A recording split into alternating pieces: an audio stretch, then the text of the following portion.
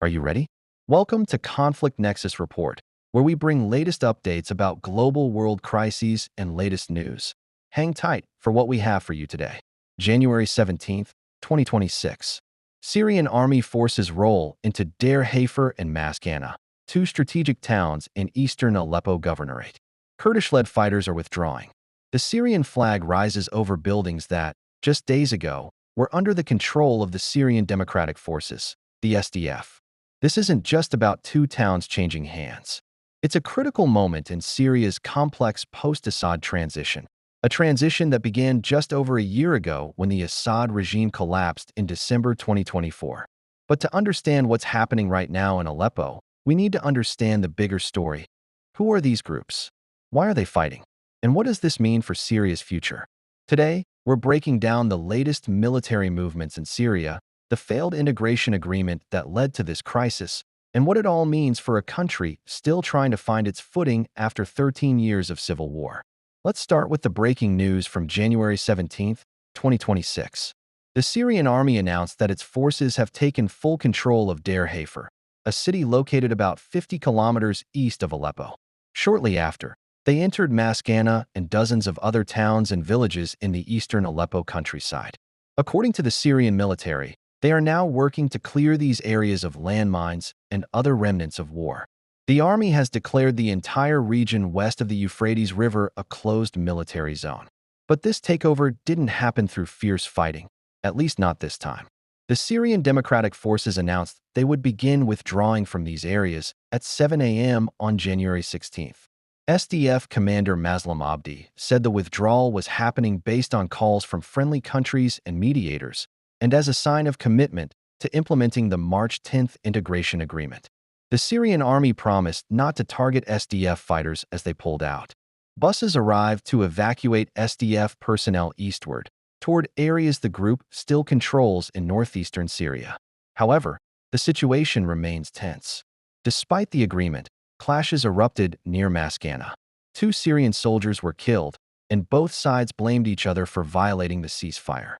Before the operation, Syrian authorities issued evacuation warnings, and at least 4,000 civilians fled the Deir Hafer area. Many more had already left during earlier clashes inside Aleppo city.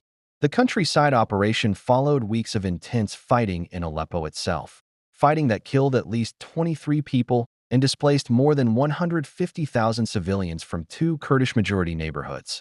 By January 11th, the last SDF fighters had withdrawn from Aleppo city entirely.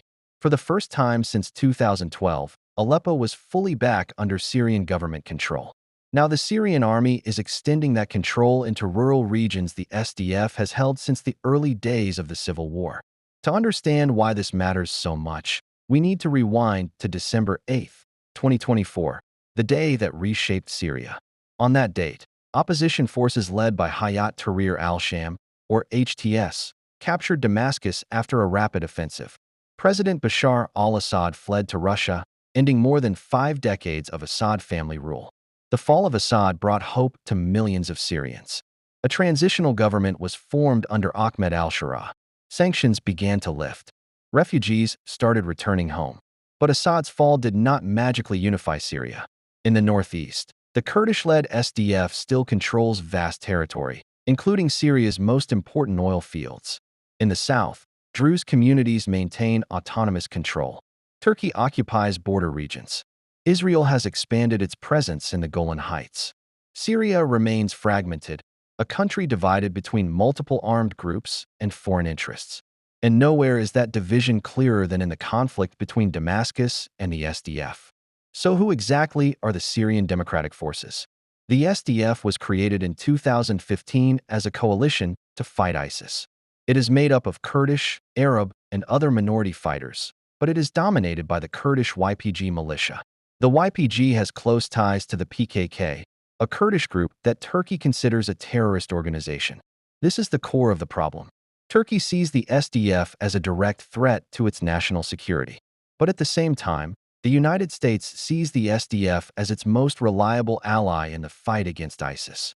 With American support, the SDF helped defeat ISIS and now controls large parts of northeastern Syria, including oil resources, dams, and border crossings. Around 1,000 U.S. troops remain in Syria to support them. But this puts the SDF in a dangerous position. They rely on U.S. protection, face constant Turkish hostility, and are now under pressure from the new Syrian government to surrender their autonomy. This tension is what exploded in Aleppo. In March 2025, both sides tried to avoid this very conflict. The Syrian government and the SDF signed an integration agreement designed to peacefully bring Kurdish-controlled areas back under central authority.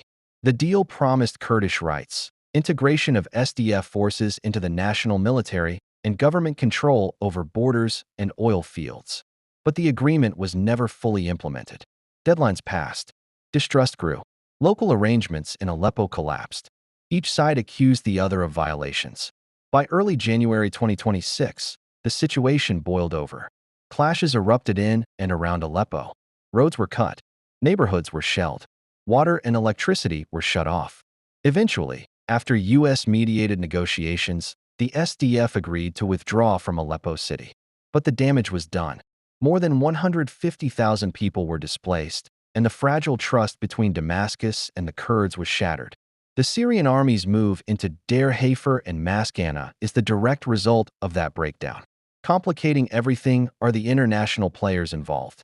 The United States is allied with the SDF but also recognizes Syria's new government. Turkey supports Damascus against the Kurds. Israel has its own interests and continues military operations inside Syria. Each country has a different vision for Syria's future, and none of those visions fully align. Turkey wants to eliminate Kurdish autonomy. The U.S. wants stability and to prevent an ISIS comeback. Israel prefers a weak and divided Syria. The Syrian government wants to reassert full national control. Caught in the middle are millions of Syrian civilians, Arabs, Kurds, Druze, Christians, and others, who simply want peace after more than a decade of war. So what happens next? For now, the Syrian army controls eastern Aleppo. The SDF has withdrawn east of the Euphrates River, but the core issues remain unresolved. The SDF still controls Syria's most valuable resources. The government still needs those resources to rebuild. Turkey continues to threaten further military action, and the United States is reconsidering its long-term role in Syria. If negotiations collapse again, more fighting is likely. If the U.S. withdraws, Turkey could launch a major offensive against the Kurds. And if ISIS exploits the chaos, Syria could slide back toward instability. The takeover of Deir Hafer and Maskana may be a victory for Damascus, but it does not solve Syria's deeper divisions. The events of January 17, 2026 mark another turning point in Syria's fragile recovery. More than a year after Assad's fall, Syria is still struggling to answer fundamental questions. Can the country be truly unified? Will minorities be protected? Can former enemies coexist within a single state? The fighting in Aleppo shows how fragile this new Syria remains. For ordinary Syrians, the hope is simple: peace, stability, and a chance to rebuild their lives. Whether their leaders can deliver that peace is still very much uncertain.